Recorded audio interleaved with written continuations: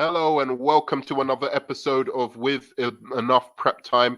I'm your host, the Nerd Man, and it's beginning to look a lot like Zackmas every night and day.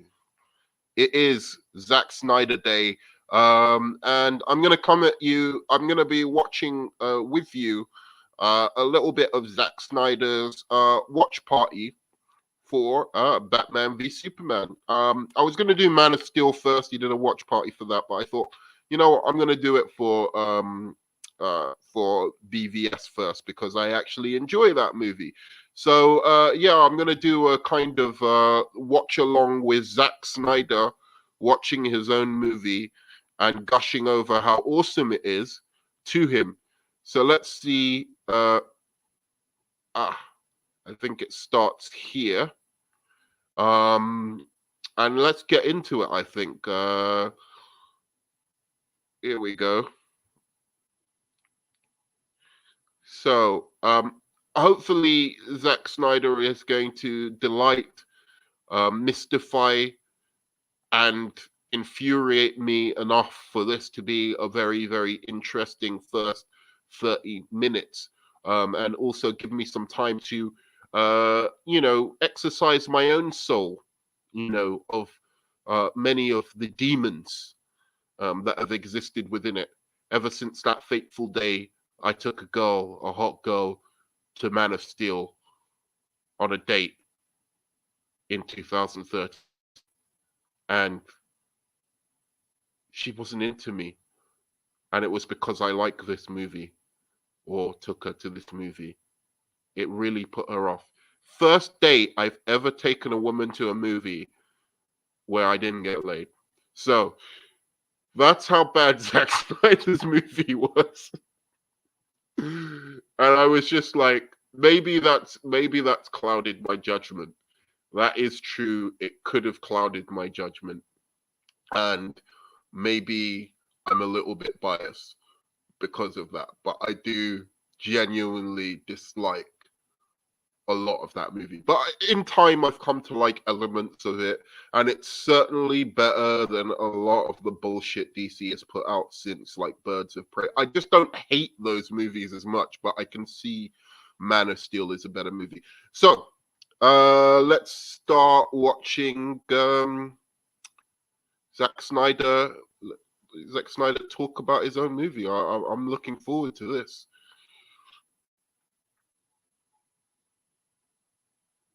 No way! Okay, good. So that's serendipitous. Serendipitous, so straight out the gate. Hopefully everybody landed on the with some big language. Covering the end frame. Feel good about it? Is he gonna start? All right, I'm gonna try Wes and see if he's on the same frame. I'll talk to you later.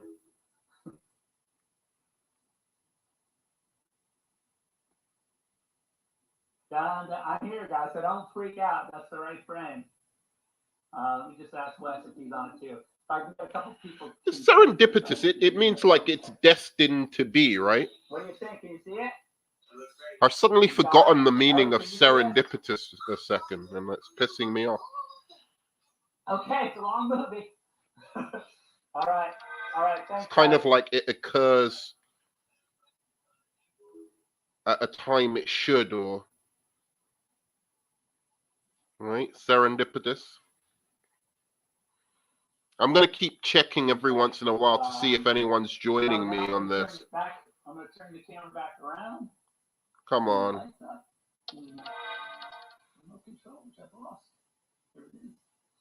I'm sure it's something like destined to be like, that two things come at the same time. That it's very fortunate that the two things came at that particular moment. Let's look. We'll give you the dictionary definition of serendipitous in a second.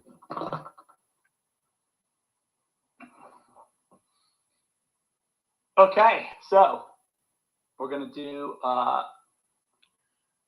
ready, set, go, and we will begin this process. So I will push play. I'm going to say 1, 2, 3, play. Okay? So that's how we're going to do it. Everybody get your finger on the button. If you pushed it by accident, I'm going to give you a second to get your rewind and get your leaf back over the W or the N, over the N of Warner Brothers on the first shield. You guys know how to do it. Get your W back. I didn't mean to false start anybody. But the next time I do it, occurring or discovered by chance in a happy or beneficial way. That's what I meant. See, I'm going to put my finger on the button. That way you'll know. So 2 things occurring to create something like 1, beneficial. 2, 3, go. That's what I kind of meant. I had that in my head. I described it very badly. I'm going to look back at this video and go, that's not what I described. But all right, so it is what I meant. These opening frames, I'm going to turn my volume down a little bit. I really wanted to have these like leaves to sort of signal fall, and the fall of. Of course, the movie begins with a funeral and ends with a funeral. It's a very, it's a cyclical film. It was all designed to sort of, begin and end in a circle to give this impression that, like, at first that it's hopeless, but then as we learn and as we grow through the process of discovering our humanity, that a funeral becomes something else. One thing I'll give Zack Snyder is he knows he's a writer. The Superman concept, because he's talking bullshit. Parents was a thing I wanted to. I really always been fascinated with, like, the death of the Waynes. The one. Yeah, like everybody else, because you're a Batman fanboy. He's a Batman fanboy, and everyone else is a Zack Snyder fanboy.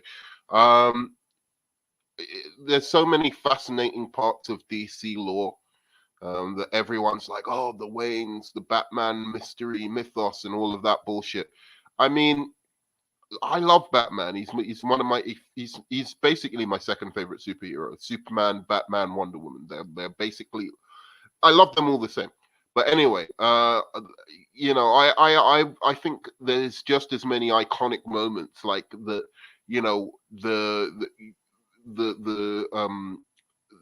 spaceship blasting off from Krypton just as the planet explodes. That should have been shown in so many iconic ways, in the same ways as the Wayne's death. But anyway, it's his point of view. I'm not going to judge him for liking Batman so much, because Batman's cool. But like what he's saying about, I like the fact that he knows he's not a writer. And there's a bit where he talks about like certain aspects, because I think this film is written very well by Chris Terrio. I think he was a vast improvement on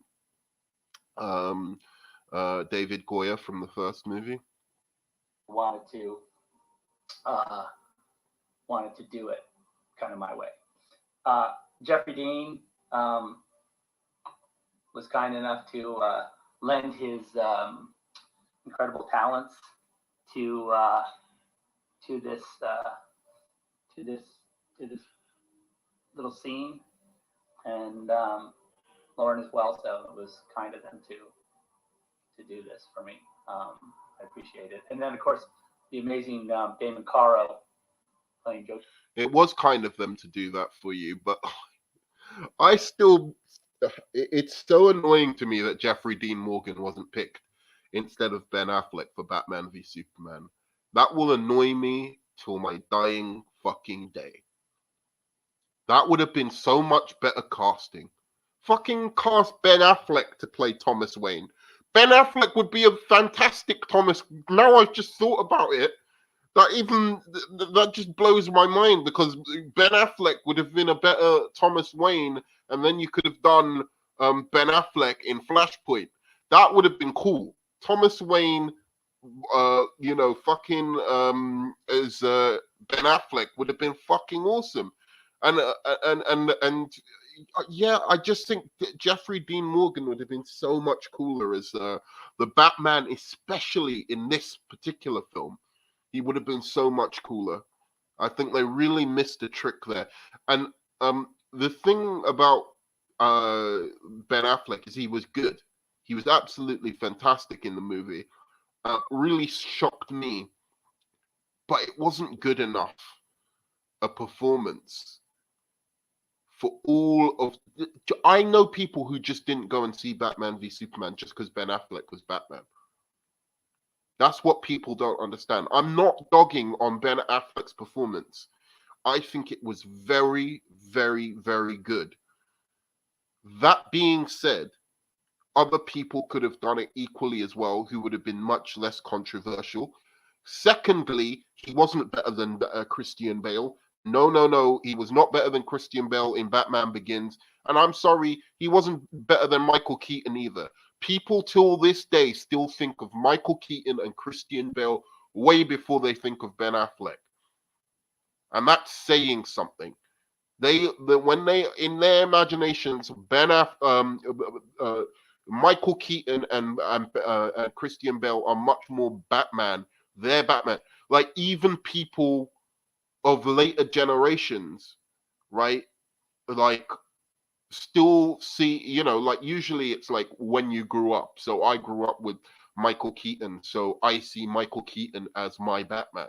And then a later generation sees, you know, nobody thinks of Ben Affleck as their Batman. And there's a reason. It just wasn't good enough. It was good, very good even, but it wasn't amazing. And with Batman, it's got to be amazing. With Superman, it's got to be amazing. And with Wonder Woman, it should be amazing as well. And I think that we should talk about Zack Snyder's casting. I think he did a lot of stunt casting, trying to upstage his master, Chris Nolan. And it didn't work. His stunt casting didn't work because we weren't invested like we were with Chris Nolan. Chris Nolan didn't stunt cast it in Batman Begins. He cast well. He stunt cast once people trust in his vision. Zack Snyder started stunt casting even before then, and it wasn't, he shouldn't have been doing that. Anyway. In this sequence was kind of him to also participate. Damon and I have worked together on every movie since Dawn of the Dead. I've known him for a super long time. And, I really thought it was perfect for him to play this part. Yeah, he has a cameo actually in Watchmen where he does this kind of similar scene where he's mugging someone in an alley. So he was really good at it. Knew how to do it. You can see Michael Wilkinson, of course, is a longtime collaborator. Awesome. Good shot of Damon there. The pearls, of course, is like, look, the pearls they're, I don't know, they become like this staple of the, look, I have, even like in my little doodles, you can see like there's pearls everywhere.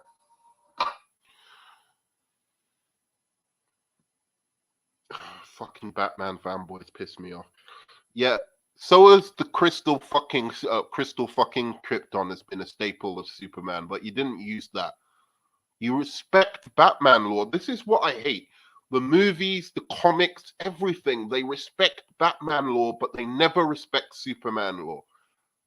And that's why it doesn't connect. That's why Wonder Woman, like in the comics, is a mess. It's like, and even in the movies now, she's a mess. She's hopping around. You don't know what time she lives in. You don't know what city she lives in. You don't know who her villains are. It's like,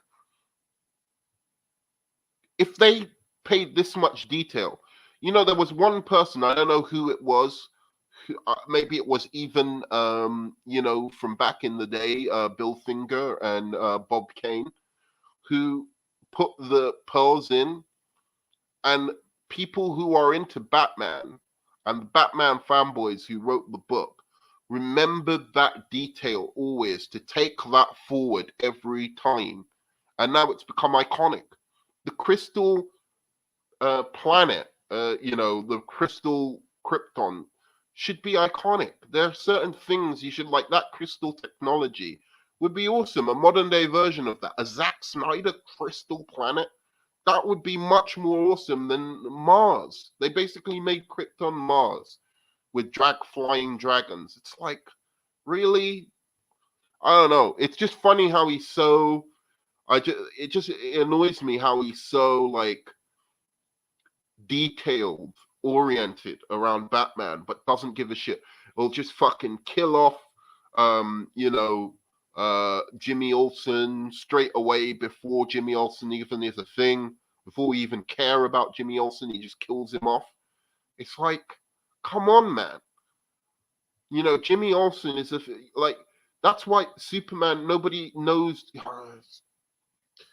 You can't become iconic until people keep on reusing and reshaping and reimagining core aspects of your mythology for a wide audience. Look at his face, look at the glee. Just do a Batman movie. Don't do a Superman movie. Like a fucking just his face on how much he's like, wow. It's just Batman fanboyism. So good fun. Sorry, I'm gonna do a lot of rants during this. I don't dislike the man. I actually like him. He's a cool guy. Talked about like the way I make a movie, and I tend to draw the script, take the script and then draw frame by frame, each shot in the movie. We also, you discover stuff as you go, but it's always this is always for me one of the most important processes. And that's why his movies look fucking beautiful. If you do that, I mean, your movies are just going to look beautiful because he has an idea before and then he can improvise on the day. And I think that's why his movies just look fucking incredible. I mean, people storyboard, but he does it himself, The movie before you shoot it. I'm not really a big fan of the shot list. It becomes abstract to me. And I have always very specific needs when we're shooting, as far as the details of the frame and like what you see and how the frame is manipulated. And so for me, drawing it is always much better. And I always, when we're working, and Chris Terrio is a genius and wrote an amazing script, but in the end, once we get to this point, I'm always like, look at the storyboards first before you look at the script. Storyboards, go script, storyboard, shooting. So it's like you always have to. The last thing you look at should be the storyboard before we film, not the script, unless it's the words, and then the words we can talk about, but that's a different process. But I'm just talking about making sort of visualizing thing. And Larry Fong, who I was just, chatting with on the interwebs,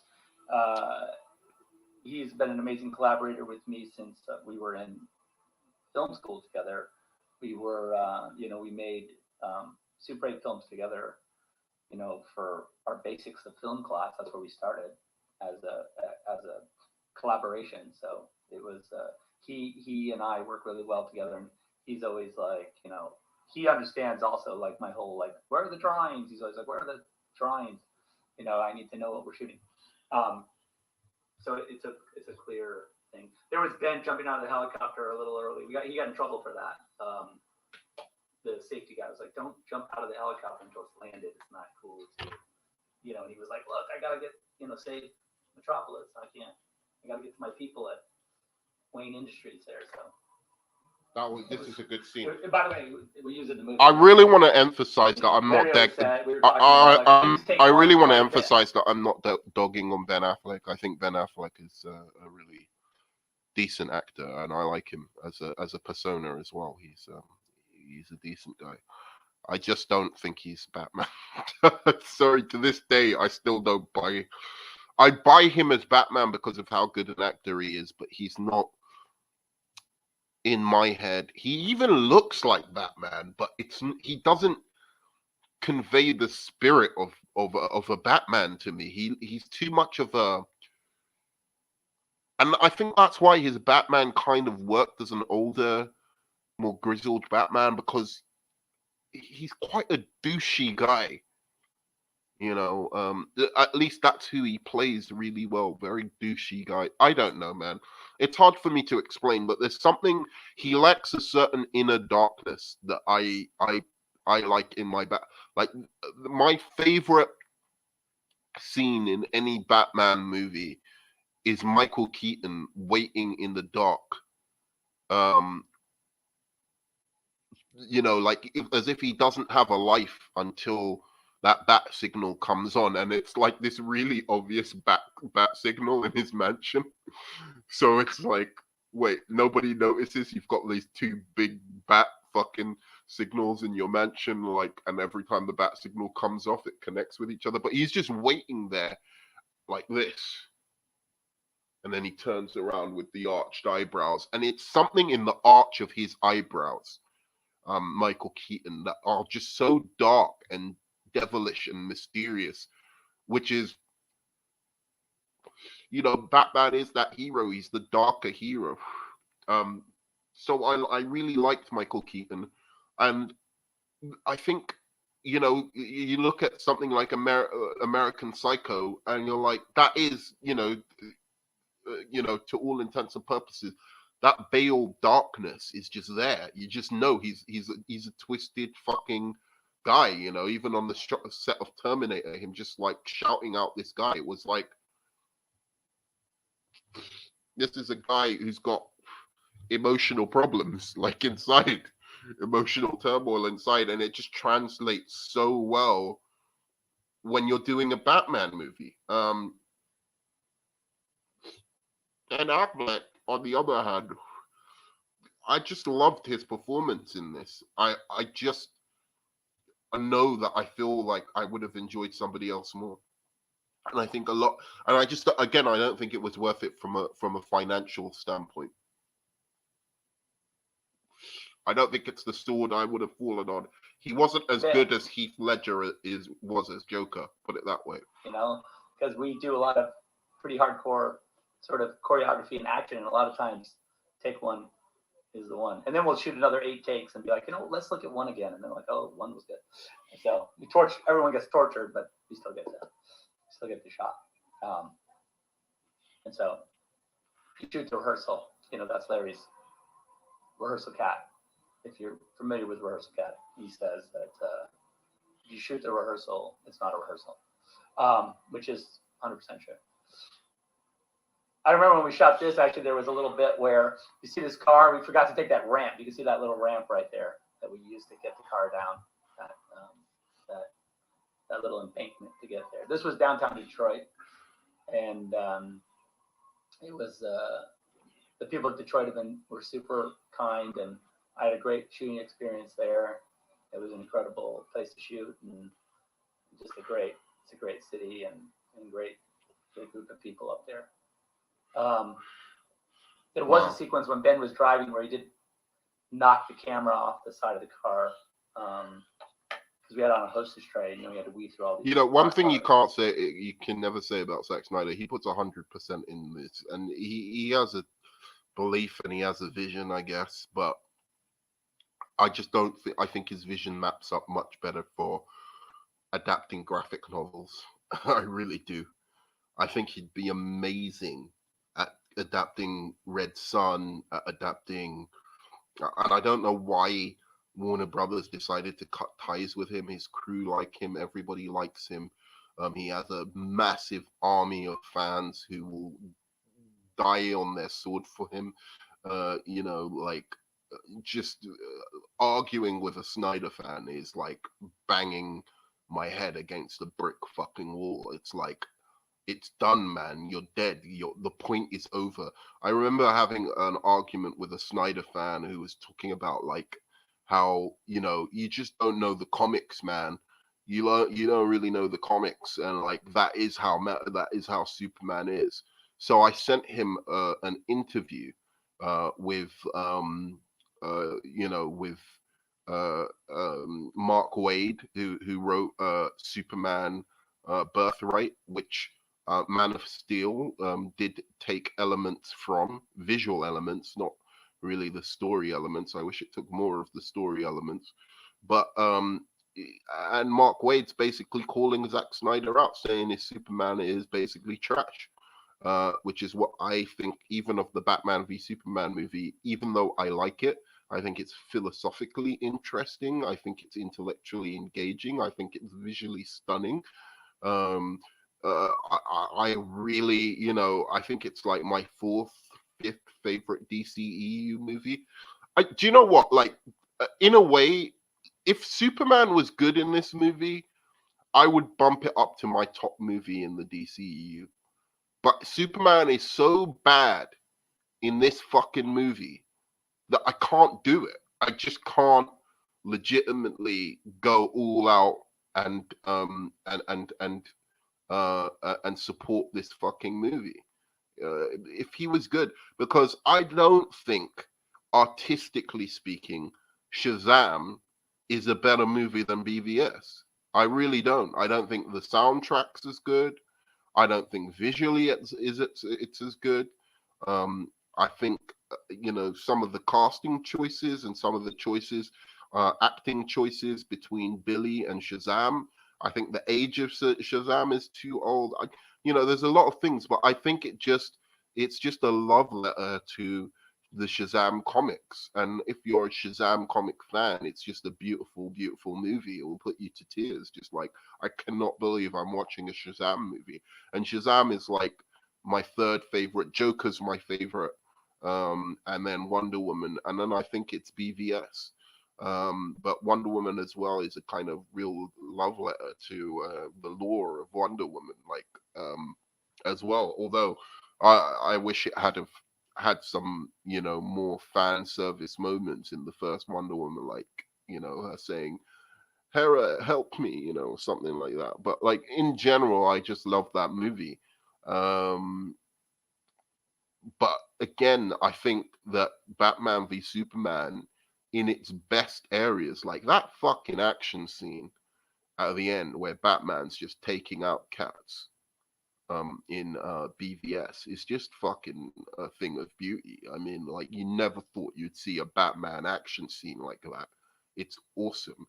And I'm hoping there's a Wonder Woman action scene like that in Justice League, but we'll see. But that thing, man, it was fucking crazy, that scene where where where Batman is just fucking taking out a whole, warehouse full of goons. He kills a couple of people clearly, which I didn't like. But apart from, if he again, it's like, if Batman wasn't killing people while doing all of this stuff, I would have loved that scene even more. If it was just like classic Batman comes in, takes out a whole, B.A. Baraka style, takes out a whole warehouse, but doesn't kill anyone. It would have been fucking amazing. But that was his choice, like Batman killer. And it soured the thing.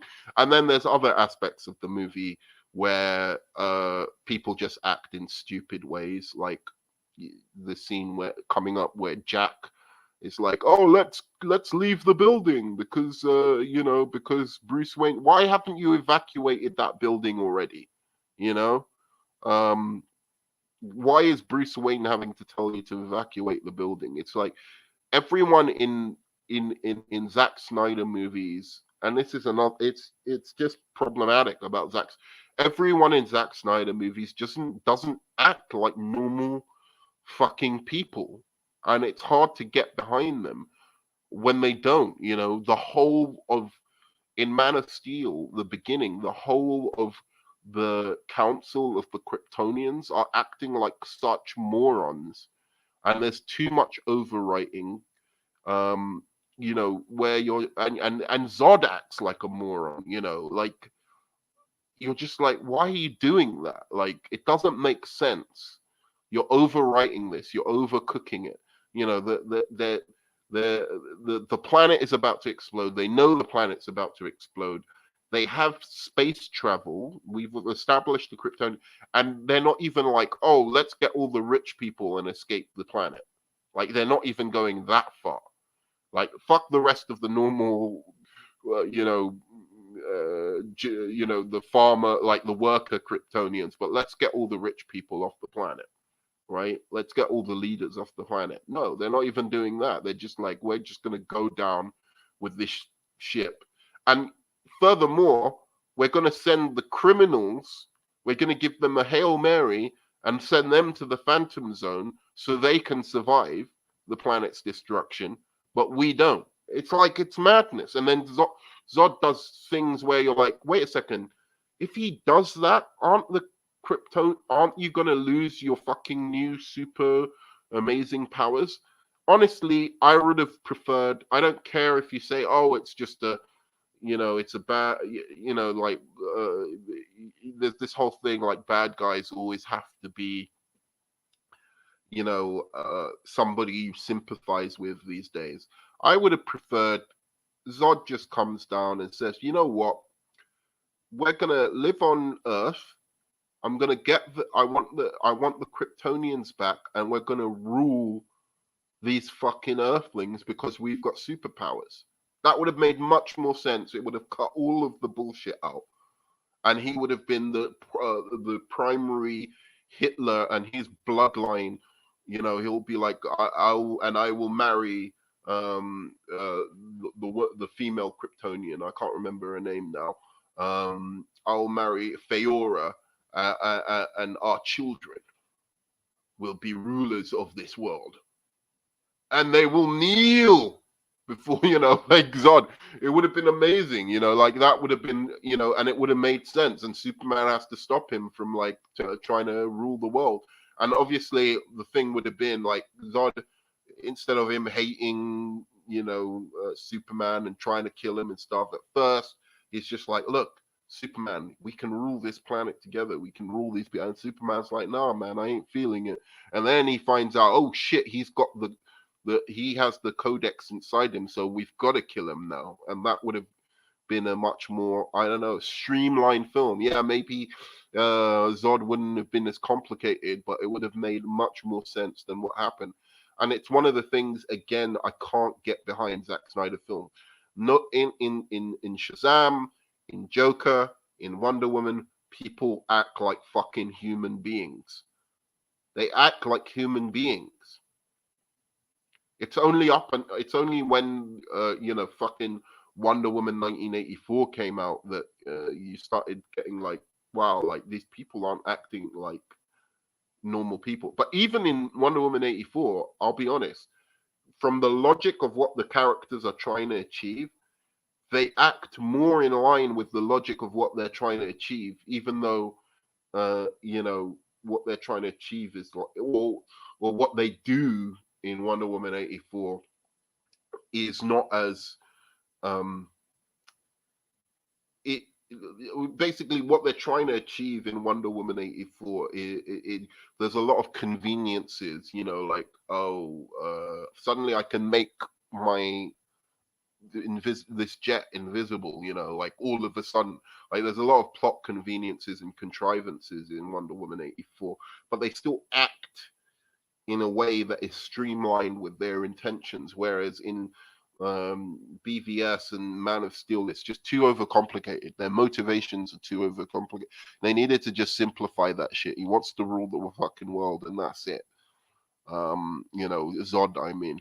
But let's carry on with this. Cool. If you don't break a camera while you're shooting, you're not really probably doing it right. You gotta destroy some photography equipment in order for it to be a really good movie. That was Chris Maloney crashing into the World Engine from another movie that I made called Man of Steel. I wonder if anyone's ever done a 5-hour cut, which would basically just be editing these two parts of the movie really together carefully. I've never seen that. I'm sure it exists online somewhere. Really, really match up all these moments so that they're happening simultaneously. I wonder if anyone ever did that. You egotistical, vain son of a bitch. He's trying to get. Well, because they're right below. they're fighting right below. If you watch that shot, they punch out. Why didn't you do that? Could be kind of cool. Anyway, I haven't seen it, but I'm sure. Hopefully, someone's editing it right now. This sequence, of course, was. See, he even knows his Snyder fans are crazy and will fucking do something like that. That's how much he knows his Snyder fans are crazy. That he knows that they'll probably do something like that. You know, I call them the Snyder cult, sort of, along with some other people. 9/11, what is the world in that world of this kind of imagery, you know, and what it suggests to, you know, the collective sort of psychic trauma that occurred from some sort of devastating event, in an attempt to kind of superimpose onto Bruce Wayne's psyche this vision of destruction that we could connect with, because I'm so happy not to be doing something a little bit more. Even if we understand now from the outer perspective that Superman is. This makes me happier doing this than some of the videos. I've had to do like Josh Whedon videos and Marilyn Manson videos recently, and I'm like, ugh. It's like, God, man, what is wrong with men these days? Just stop touching all the girls, man. Like, leave them alone. But yeah, like, I don't know. There's just been a lot of cancel culture. Like, I've had to do like one on what's her name? Fuck me. I can't even remember her name now. She's a terrible actress. The one from The Mandalorian. I had to do a video on her. I was like, I don't really care. Gina Carano, I don't really care about her or whatever, but like, what happened to her was pretty appalling. So all this cancel culture stuff, I'm just gonna do stuff today that I like will put me in a good mood, like stuff that is gonna make me happy. This makes me happy. And Zack Snyder Day is in full fucking swing, guys. We're gonna be, doing some more Zack Snyder based material. So I'm looking forward, especially to reacting tomorrow to that Zack Snyder trailer when it drops, bro. Or the Snyder Cut trailer when it drops, and the score sounds epic on it. I love it. It's what I want to see, a proper score when it comes to the Justice League, a musical score. I mean, anyway. So that the greater good is being served. You know, it's like a Ozymandias type scenario where you kill, a big sacrifice is made to save the world, and I would say that, and not even intentionally in this case, it was just like, Zod is a powerful dude. You can't, to suggest that you could defeat him without him nearly winning is not really realistic or at all the kind of consequence I wanted, from my superhero movies. I don't like this idea that like there's no consequence, that these characters get to knock around in our world and they don't create and solve giant problems, because that's the mythology that, if you look at even back to if you look at Greek mythology and how gods interact with us in the past, they've always exacted a terrible cost on us as a people. So 18 months later, that would be the cut. If you were doing the extended version, you would go from. I don't know what he means by that. I'm quite into Greek mythology, and I really don't know exactly what he's talking about there. If you look at Greek mythology, the gods interacting with us always exacted a terrible cost. It's just more Zack Snyder bullshit. Like, I think I understand what he's getting at, that there was that these things were relatively tragic in Greek mythology, but that isn't the mythology of Superman, right? That is not. Superman is the superhero who achieves the impossible. I've always given this example.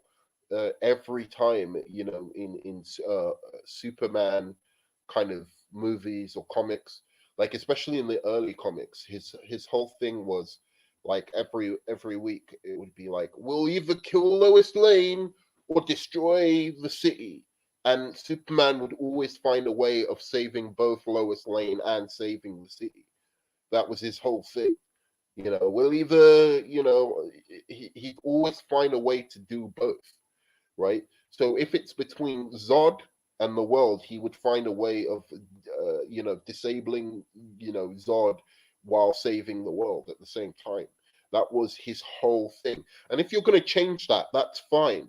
But establish, some rules first. Don't just assume the viewer knows that this Superman doesn't kill because Superman in the comics doesn't kill, because you're presenting a whole different other Superman to us on screen. You're presenting a whole different other Park Kent, a Park Kent who will tell us children can die. So Superman killing in Man of Steel doesn't have the thing of, oh wow, Superman killed, because that's crazy because Superman never kills. It doesn't have that weight. If he had have established throughout the film, like, hey, you know, um, this Superman is like, that's his rule. His father taught him not to kill. Like, no matter what, man, you shouldn't kill. You should never take. You're too powerful. You're too, and once you're out there, you're going to be a great example. I don't know, some bullshit reason he can't kill or something like that, right? Maybe he nearly killed a bully or something when he was younger, and his father was like, "You can never kill," and he instills it in him, and it's like, you can never hurt another being or something like that. And then he has to kill Zod. And then you're like, oh shit, he couldn't think of any other reason. And then he screams on the ground. And then you're like, oh shit, like that's broken him in half. That would have been an ending. What you did was not an ending. What you did was you just decided, you hadn't decided how to end the movie. And then right at the end, you're just like, oh, fuck it, let's just have him snap his neck. And it meant nothing. And this was a film where you were harping on and on and on and on about hope. How is that a hopeful ending? That's a really depressing ending. It doesn't fit in the theme. The theme of fear in Batman Begins, and let's say the theme of fear in Batman Begins, the theme of family in Shazam, the theme of the nature of evil in Wonder Woman. It is all through the film, and every single character reflects, whether mankind is worth saving or not in Wonder Woman is reflected in every single character throughout the film. And it is the whole, thing from the beginning of the film, where it's like the Amazons were made to save mankind. It's like that is the whole theme of the film, and it carries all the way till the end, till when she kills Ares, and Ares has that discussion with her about the nature of mankind. Fear in Batman Begins is a theme. It carries all the way from the beginning. You have Scarecrow. You have the city being terrorized by fear. You have Batman using fear against his enemies to defeat him. And it is the theme, the motif that is, every aspect and every character in that film reflects that motif of the film. Family in Shazam. Billy looking for family. Dr. Giovanna, what the hell's wrong with me? His villain in the movie anyway, played by Mark Strong. He is, his family is horrible to him, and you see like what happens when you don't have family. And Shazam's Billy Batson is looking for family, and in the end, it's his family who, coming together with his family, and he saves the day through his family. All through Man of Steel, you're talking about hope. It's like the symbol means hope, hope this, hope that. But none of the villains reflect anything on hope. Is Zod anti-hope? No, he's just a fucking villain. He's just some guy, you know. yeah, I mean, it's like there's no theme that carries through in the end, or they just talk about hope in a way that it's just on the surface, but nothing deeper is actually said about Superman being a symbol of hope. Nothing deeper is kind of explored about Superman being a symbol of hope. It's just said on the nose, said in the screenplay. So again, um, what are we doing here? Batman v Superman now, that does have a theme and it does have a motif, and every character reflects that motif. And that's, I think, because of the writing of not David Goyer, the the other person who wrote Batman v Superman. Um, uh, so yeah, the what is the motif of Batman v Superman? I've kind of actually forgotten as I said it. So everyone is discussing the nature of power, basically, and can power and benevolence can somebody, Luther literally states it. Can if you are all good, then you can't be all powerful, and if you are all powerful, you can't be all good, right? It's like that is the thing, that Batman is paranoid about Superman's power, his level of power. Can you allow a being like that to exist? Superman is worried about, with this level of power, what are the consequences of my actions? And Lex Luthor is like, if anybody should have that power, it should be me. And he just thinks Superman's existence is an affront to him because he's always thought of himself as the most powerful. Everyone is discussing that theme all through BVS. Again, another reason it's a better movie than Man of Steel. People like Man of Steel, I don't know why. Maybe because of the big action scenes, and maybe it's a little bit more. I don't think it's a fun movie, so I think that I find more fun in Batman v Superman, in that Batman fight in the Batman fight that happens in the warehouse is more fun than everything in Man of Steel to me. So I don't know exactly why people like Man of Steel more. I'm very confused by it. I think it's just a way superior movie. BVS. Um, I think I'm going to stop there and leave this as part one. And here we are. I don't think anyone's been watching anyway. We shot this in Bora Bora, so it was a bit of a boondoggle. We went down there and hung out for, I guess it was like a week, and shot this. And, so one person watched. It was good fun, and it's always fun to shoot, underwater. And this kid was amazing. So Jacob O'Donnell was like loving your thought process, dude. Thanks, man. To surf Chopu in Tahiti, and I don't know if you know, it's a massive break in Tahiti, beautiful break, like incredible reef break, big thick wave breaks there, and it's and this kid was 15 and he had surfed it, and I was like, geez, it's just amazing.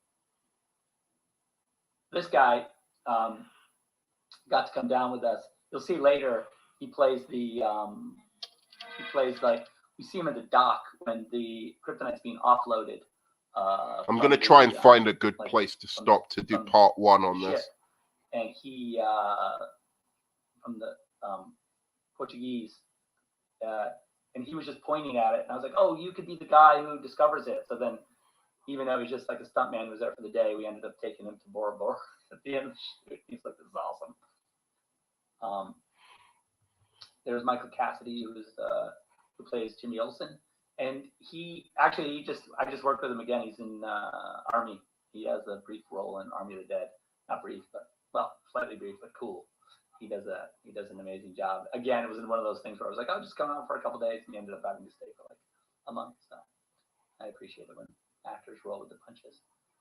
This sequence we shot also in in New Mexico at this kind of That was another thing. facility, and That was another thing I really didn't like about him killing Jimmy Olsen, actually.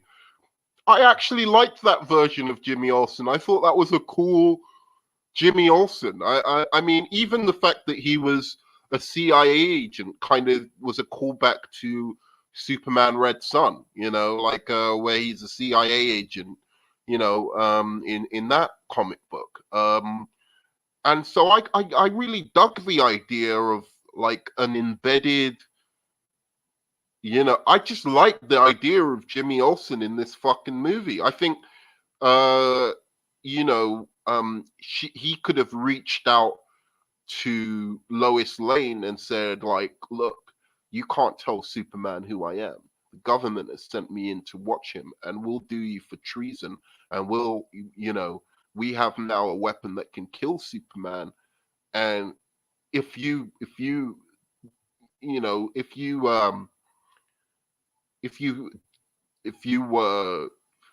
you know, what do they call it?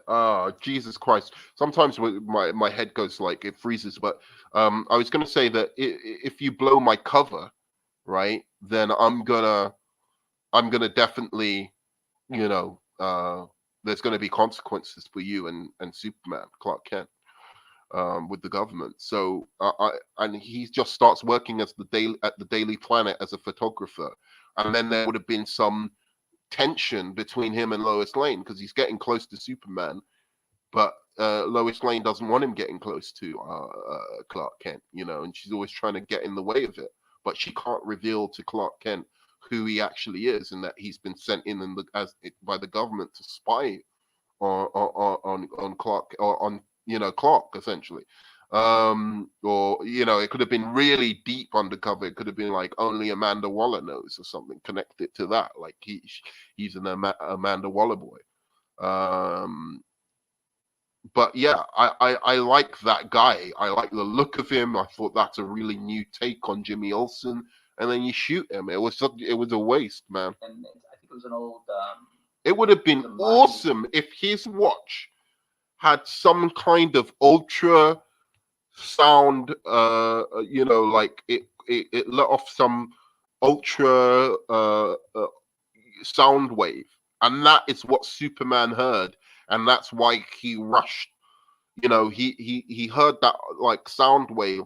Superman hears it, and then Superman, like under the sound wave, he hears Lois's voice, and he's like boom, and then like rushes off to like save Lois Lane, and then comes in and saves fucking, you know, he saved fuck, Jimmy Olsen before he was killed. I think that would have been just awesome. I don't know, man. It's all bullshit. Town of some kind. I forget what the tungsten mine or something like that. I forget exactly, but they built a mining town around it, and then the mine went bankrupt, and so then the CIA and other law enforcement communities were using it for training. And then and then I guess the U.S. military had built a sort of Afghanistan-style village there, and then we took that village and turned it into Africa. So that was how we. And there was a sequence in the script where they took the electronics away from them, but they allowed him to keep his analog camera. Jimmy keeps the analog camera. That's why he has that. That's why he has the analog camera.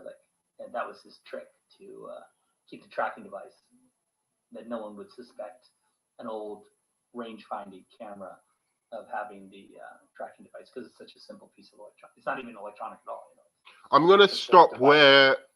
I know where I'm gonna stop now. Originally, I planned a much on Superman's entrance. I had planned a much, you know, bigger action scene. And why didn't you fucking do that? Better to just to go with a simpler. Why? Why would it be better with Superman? When it's Batman, it has to be some big spectacular action scene. When it's Superman, let's just go normal. When does Zack Snyder ever just go fucking normal? This time you decide to go normal on Superman. This should have been like Superman's like have him explode onto the scene, save people, and fucking, and you could have still had the scene turn out where like those guys had killed a bunch of people and, fucking, everything could have been the same. It could have had the same implications, but Superman had to come in big. And he doesn't give a good reason here for Superman not coming in big. Simpler entrance for Superman, because I really like the parallels of his entrances, here and with Lex later, this kind of like lightning bolt entrance, which would be very otherworldly and like how a god would enter. But, exactly. What are you talking about? If he comes in, busts through, and saves a bunch of people, that is like how a god would enter. So none of that made any sense. None of that thought. I was going to do something cooler, but I decided not to. It's basically what you just said. I decided to do something cooler, but I thought, nah, God wouldn't be that cool. God wouldn't be that dramatic. So I decided to do something lamer instead. And I do like the bit where he busts through the missiles. But that should have been just the beginning of what Superman can do. Maybe we'll see something in Justice League, hopefully, where Superman really lets loose in that fucking movie. But that was one of the things BVS was missing for me. I was like, where is Superman's warehouse scene? This is Batman v Superman. Superman needs a warehouse scene. He needs a scene where he does something spectacular, saves a plane of people, or, really like, does something crazy, like, when he's flying over the river people, like find a way of saving everyone and stopping the fucking flood. I don't know. And what was that flood, by the way? Have you ever seen anything? What was happening in that flood where the people are standing on the roof? Had the world had we reached the point of global warming or something, like the ice caps had melted, and why was there like this big fucking flood like that? That's so weird, the way that flood actually looked. I know there are tsunamis and stuff, but it doesn't look like that. It's like it's mud and sludge and cars and stuff like that. It's not like, this clear blue sea with just people standing on their roofs. It looked really weird. You'll see, Callum was in Rise of an Empire, and he did a really great job, and so I thought I'd put him in this movie, and he's really cool in this movie. He's great in the movie, and then you kill him. Of course, a great bad guy, and he's talking about the African guy. Give him those little sort of Russian mafia. He's good as well. KG Beast is awesome in this. He's a really underrated villain in this in the DC universe. I love KG Beast in Batman v Superman. He's one of my favorite things about the movie. He's just cold and calculated, and like he's fucking sick. He's a great hench. You know what you should have called him instead of KG Beast? If he was I'm fucking blanking on the name. If he was Otis from Superman 1, like a new version of Otis, that would have been awesome. But he was great in this movie. He's in a lot of them. But he's got quite a big role in this. But he's in Captain America: Civil War as well. So he was in both of them. But he's just really just a great actor in this as the Russian guy. I thought he was super. He made it like this like this James Bond villain. One of the things I think that really has a problem with this movie, which is also great in a way, is I love the Bond-esque, the James Bond tropes to Batman. But the problem is, because Superman is such a void at the center of this movie. This should have just been a Batman movie, straight up. But anyway, he's a void at the center of this movie. Um, this movie should have been Batman trying to get kryptonite from Lex Luthor. Like his whole mission throughout the film should have been him trying to steal the kryptonite from Lex Luthor, and then the third movie could have been Batman v Superman. But anyway, so and he could have met like another villain along the way. But Lex Luthor in this seems much more like a Batman villain than he does a Superman villain. And I don't mean like a lot of people say like Jesse Eisenberg is just playing the Joker, and I never really got that because I thought Jesse Eisenberg, I don't mind him in this movie. I think he's a little bit distracting, but I love the writing for the character. I thought the writing was really, really intelligent for, a lot of very clever references. Some that I didn't even get, I'll be honest. But there was a lot of references like to the book Lolita, to Euclid's like mathematics, Euclidean mathematics, and just a number of different references. Like there was also a reference which I like to T.S.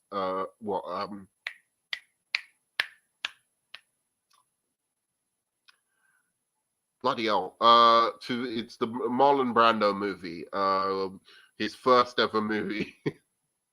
A Streetcar Named Desire. There's just a lot of clever, rich, literary and scientific and philosophical references in this movie that just you're not used to in a comic book movie, and it makes it that much more adult and engaging. It's one of the things that I'm so fond of in this movie, and that's almost exclusively done by Lex Luthor. And a lot of the movie is framed like a James Bond spy movie. Even Wonder Woman is almost kind of used as Batman's Bond girl, except like she's just much, much more than a Bond girl, right? The mysterious woman that Bruce Wayne meets up with, and then he finds out is like much more than him. But Bruce Wayne is certainly like James Bond in this movie, and I fucking appreciate that, even down to the car he drives into when he's riding into the Library of Metropolis kind of meeting. And Lex Luthor is framed much more as a Batman villain in this, and making much more sense as a Batman villain. And that bothered me in some ways. It was good, but it bothered me. And I think the reason he didn't come off as a Superman villain is because Superman wasn't there. It was all Lex Luthor in the Superman Lex Luthor scenes. There was no back and forth. In the Batman Superman scenes, there was no back and forth. Superman didn't have any. I mean, did he even have really that much dialogue in this movie? He was just sitting around staring at shit a lot of the time. And I'm just sorry. That is why this movie is just not, it works and it's a good movie, but it doesn't work as well. Because you can't just call it Batman. Batman, I don't know, like, this was a Batman movie. It wasn't a Batman and Superman movie, basically. It was a fucking Batman movie. And it's a good Batman movie and a shit Superman movie. That's how I'd put it. I just like the idea that Jimmy was a spook for the CIA. I always felt like Jimmy, never was that capable in the. Just say you fucking hate Superman and you hate his supporting cast. Why isn't it easier to say that? And you know what? I know what he thought as well. And it pisses me off. He thought, oh man, it will take such balls to just kill off Jimmy Olsen. Like nobody would be expecting that.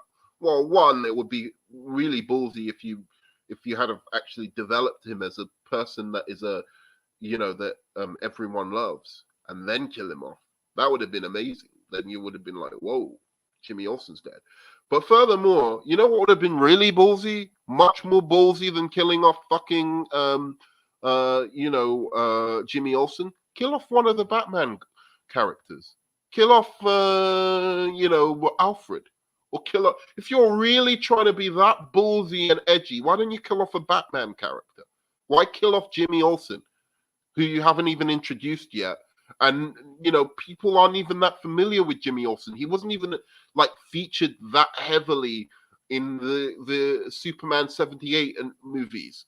So no one thinks of like, people know him from TV shows maybe, but nobody know, like, he's much more of a comic book character than he's ever been a movie character.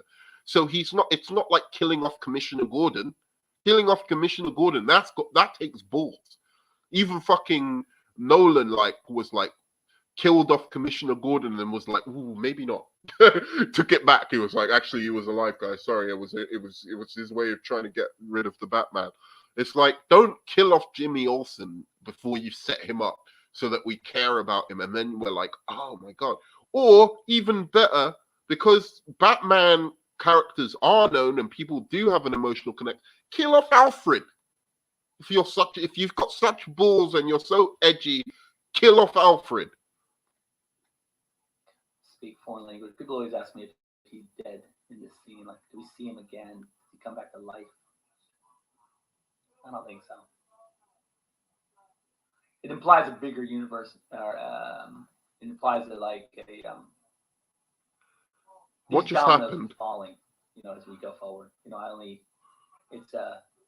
was a 5-movie. I swear, I just saw. And as the dominoes fall as you go, you're ended up with the consequence, and so the world is rebuilt again each time the movies continue. So, if this was a TV show, I would say for sure it would bring Jimmy back. Let's figure out a way, or I would have just constructed it in a different way. But in the case of this kind of limited view of the world, I think it was a mistake. Just say it was a mistake. Sorry, started watching the movie.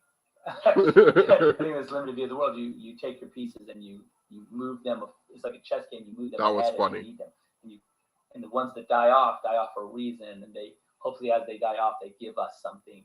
They teach us something as they go. And that's kind of what their role is.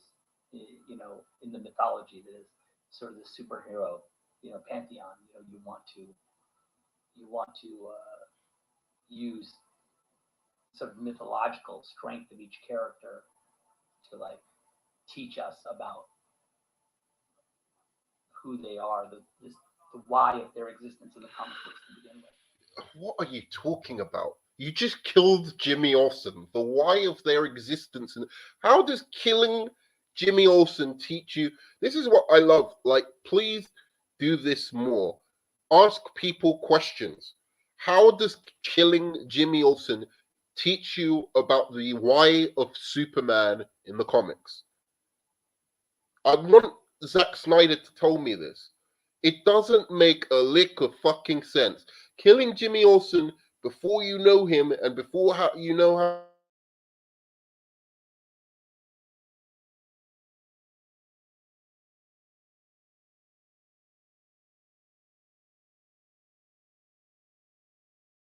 has only, this cult of Batman did not come along. It came along a little bit with the Michael Keaton films, but not on the level that it did after the Nolan films. Now everybody is an expert on Batman. They know Commissioner Gordon. They know, all of the characters are big. Fucking Alfred Pennyworth has his own fucking movie. They even made fun of it in the Teen Titans film. Its own movie. It's like every single aspect of the Batman mythos is now explored fully, and it's all down to Nolan's Dark Knight, right? So Superman, you might think the 78 movie was this big deal, and it was, and so was the Superman 2. But he has not been culturally relevant in as far as the movie going audience since the 78 movie. That's a long fucking time ago. That's a whole 3 generations without a Superman movie that has popped off and like been a big, massive, universal hit. So just assuming people know who Jimmy Olsen is ludicrous. They don't. Most people don't know who fucking Jimmy Olsen is. If I go up to a random person in the street and I go, "Hey, do you know?" If I said Gotham City, what does that refer to? They'll say Batman, and then I'll go, "Okay, and who's Alfred?" And they'll say, "Oh, that's his butler." If I go, they might understand if I say Metropolis. What does that? Who does that refer to? They might say Superman. And if I tell them Jimmy Olsen, you know who Jimmy Olsen is? They'll be like, isn't he the? It's not on the same level as Batman yet. And that was your job, Zack Snyder. That was your fucking job. With Man of Steel, you were supposed to elevate Superman to that level. He didn't have to be on the same, because Batman's fucking awesome. It's hard to like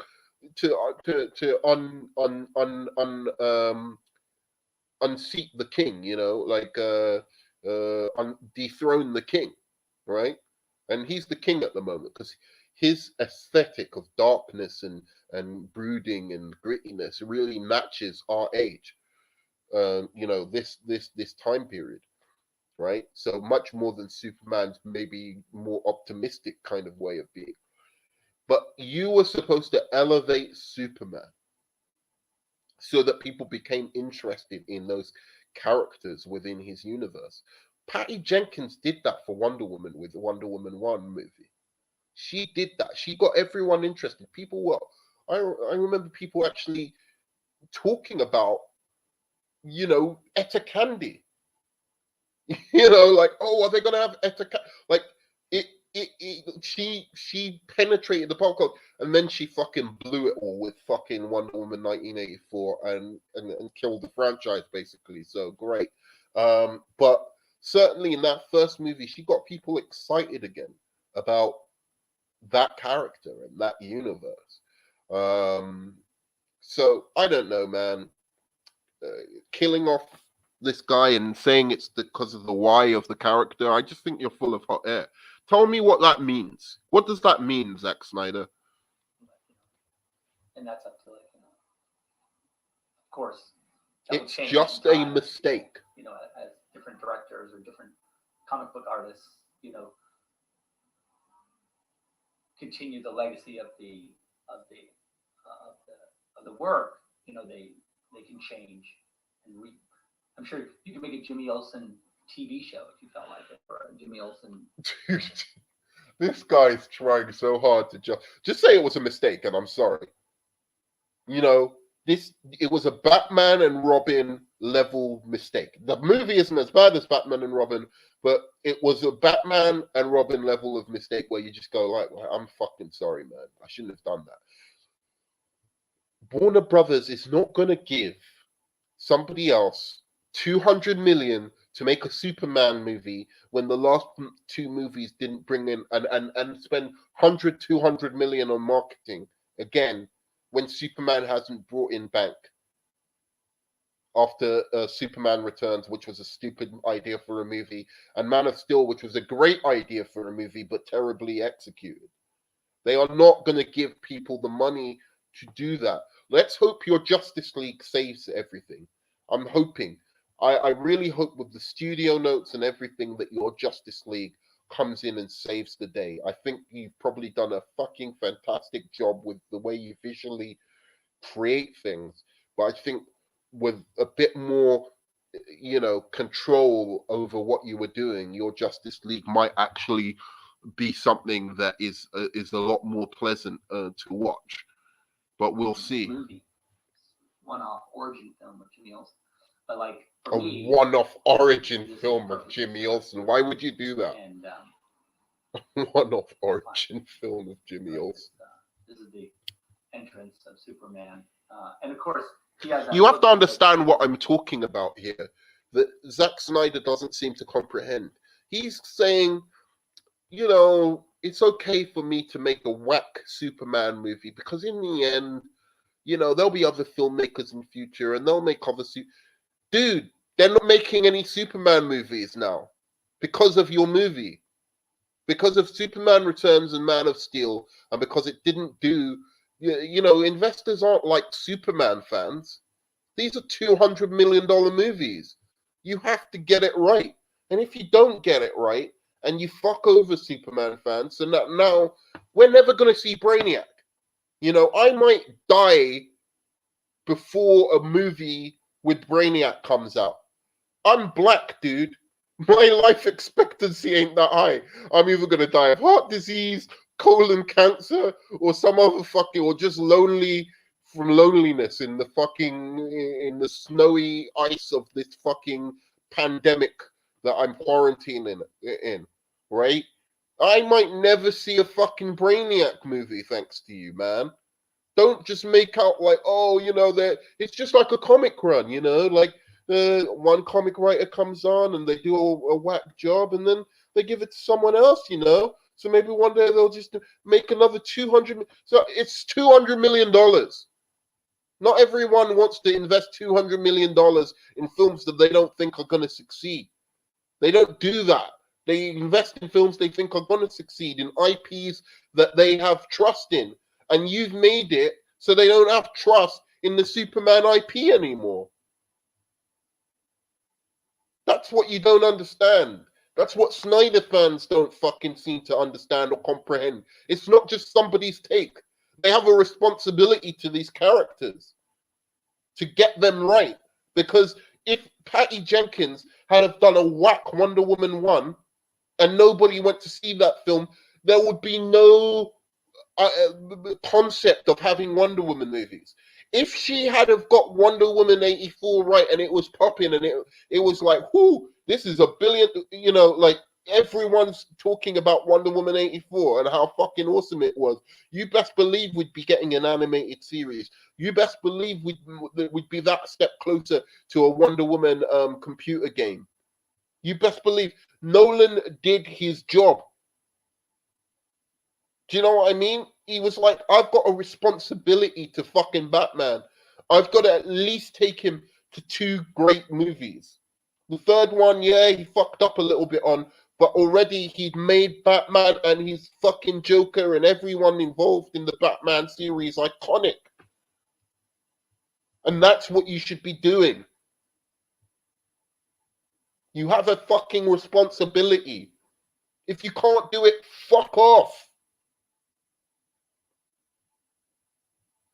If you're going to split audiences and try and make it like you're trying to oh, I'm going to make it I'm going to make the Superman movie I want to see.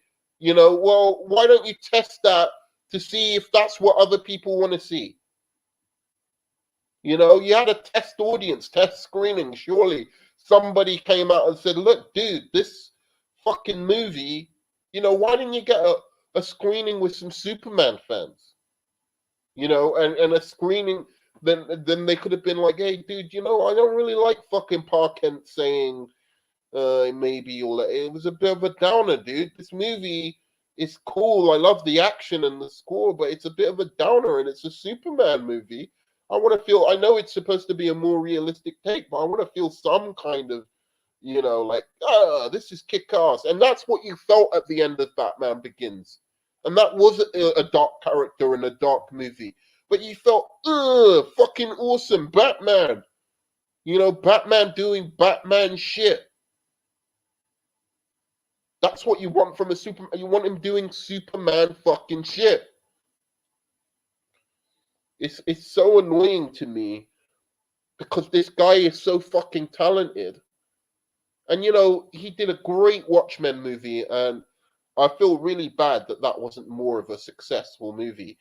And to me, people who complain about the Watchmen movie because they say, oh, it didn't follow the comics, but it was too close to the comics. But it was, these bunch of hipsters who want to, say like, oh, it's strayed away from the meaning and whatever of the comics, the holy grail of this comic. And I'm like, dude, I get he captured the spirit. of those characters. He has a right to. He got like. I'm not asking when I say do a proper interpretation of Superman. I'm not saying that he has to capture the essence of what Joe Schuster uh, was trying to the message to Joe Schuster or the message that Superman 78 was trying to capture. He can have his own message, but capture the essence of the character. He captured the essence of the characters in the Watchmen movie. Exactly. That when I read the Watchmen comic, I'm like, that's fucking Rorschach. That's Rorschach come to life. That is Ozymandias come to life. That is I watch Man of Steel and I'm like, that is not Superman come to life. It looks like Superman, but it sure as hell don't act like Superman. You know, it's a deconstruction of Superman, and so again, my point. Sorry, I've gone on a huge fucking passionate rant. But my point is, you cannot say as filmmakers, and they have to stop this. Maybe talk to them at DC and say, look, there are a bunch of fans who have been waiting their whole fucking life. Shazam fans have died. You know, like there have been Shazam fans who were reading Shazam from when they were kids and waiting for a modern day blockbuster movie, and they died before that movie ever came out. And they must be so sad. There are people who were like dreamt of watching a Justice League movie. And like went to old people, people in their 60s, or people who got diagnosed with some horrible thing 2 years after the Justice League came out and died, and they will never see a fucking proper Justice League movie. They will never see it. It's crazy to me. Like, you don't think of the existential responsibility you have to these characters and to the fans. I know it's just your career and whatever, but like, dude, it's like it's bigger. These characters mean something to people, and you've kind of destroyed them a little bit. Uh, and Warner Brothers is not. They're too greedy. They're too selfish. They're a bunch of fucking suits. They're cunts. They're not making these movies because they want good things in the world and to put a good message and to have a heroic figure that people can look up to. They don't give a shit about any of that stuff. They would make Superman a fucking vampire who eats children if it made them $1 billion. They don't give a fuck about Superman or these characters. But what so pisses me off about you, Zack Snyder, is you do care about these characters. And you're still talking this bullshit. It's your interpretation of the character, fine. And you did your best. You were passionate about this vision of the character. But do not come to me and say, after it failed in the cinemas, you were probably wrong. You didn't have the pulse or the zeitgeist of the times. Like, you didn't understand what was going on in people's minds. Maybe people wanted more Marvel shit, which I don't want, right? But you, for whatever reason, you failed in I like BVS, but for some reason it failed. It didn't catch on. Don't give me the bullshit. But when you kill Jimmy Olsen, that somebody else is going to have another opportunity to make a $200 million Superman movie. Because I don't see Warner Brothers rushing to make any fucking Superman movies at the moment. All right, let's go. This is exactly what Lex wanted. The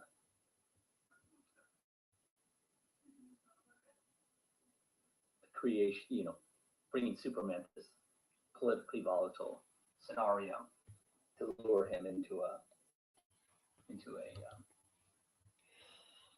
messy political world, which also underlines the kind of why, Superman with his clean morality having to deal with these gray areas. It's kind of what this whole thing is about. And then, he's not got a clean morality in this movie. He's killing fucking terrorists. Fucking hell, you're killing me, man. What clean morality does he have? See what it is the Just because someone's wearing a superhero suit doesn't mean they're morally correct. They have to act morally correct. They have to do the moral thing. Just because he's Superman, he's in a Superman costume, doesn't mean everything he does is the moral. You have to make him do morally correct things. That's what I don't see. Am I failing to fucking understand something here? He's not morally. What do you mean? That's amazing. I can't believe he just fucking said that. Morally clean. He kills somebody. For like the aftermath of like what it would look like, you know, if Superman had like, you know, been a wrathful god, you know. So they kind of staged this world for our guys, you know. Yeah, I Lois knows the truth. I think that the, you know, cloud, the fog of war, you know, where we're like so affected by this sort of imagery of a conflict, you know, we end up sort of when we get the story as we do here in at the committee meeting, we understand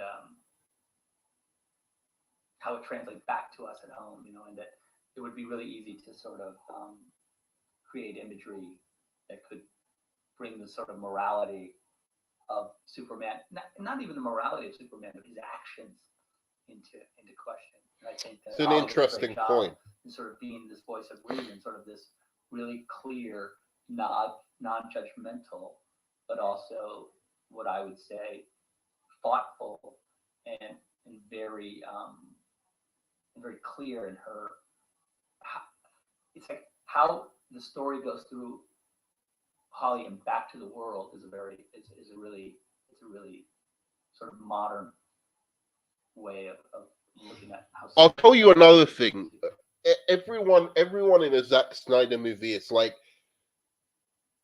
I like what you just said there. That was interesting. That Lois is like this clear, thoughtful voice of reason in Superman's head.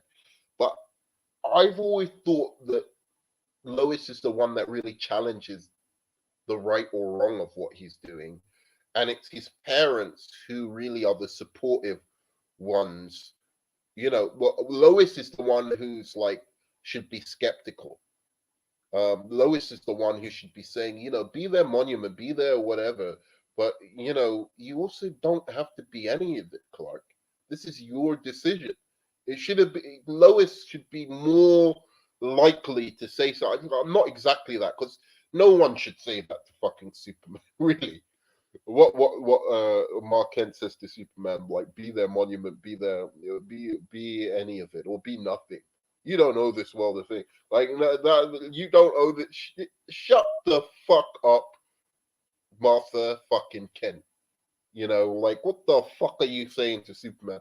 But anyway, um, this fucking this basically when Lois says this is all the things you know, this is everything that this is she puts her hand on the S shield and she says, "This is all that some people believe in, Clark."